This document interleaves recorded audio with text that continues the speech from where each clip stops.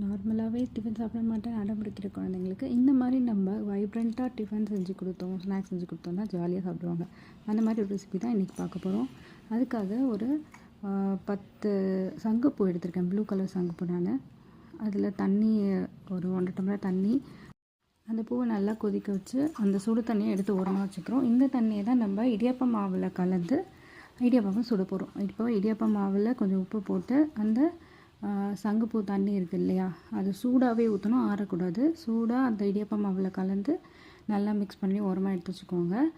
இந்த தண்ணி ஏன் யூஸ் பண்ணுறோம், வெறும் கலருக்காக மட்டும் இல்லை. இது வந்து கிட்னிக்கு, ஸ்கின்னுக்கு, அப்புறம் குழந்தைங்க சரியாக உச்சா போக மாட்டாங்க, பாத்ரூம் போக மாட்டாங்க, டாய்லெட் போக மாட்டாங்க அப்படின்னா அதுக்கு ரொம்ப நல்லது. இது டீயாக கூட நீங்கள் வச்சு கொடுக்கலாம் குழந்தைங்களுக்கு.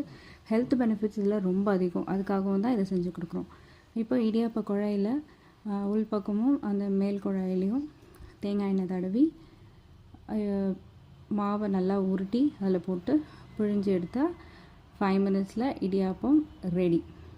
இந்த மாதிரி சங்குப்பூலே நிறைய கலர்ஸ் இருக்குது. ஒயிட் கலரு, அதுக்கப்புறம் பிங்க் கலரு, ரெட் கலர் இருக்குது. இந்த கலர்ஸ்லாம் கூட நீங்கள் ட்ரை பண்ணலாம்.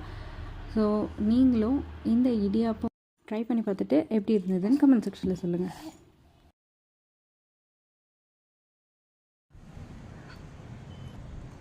சூப்பராக இருக்குங்க.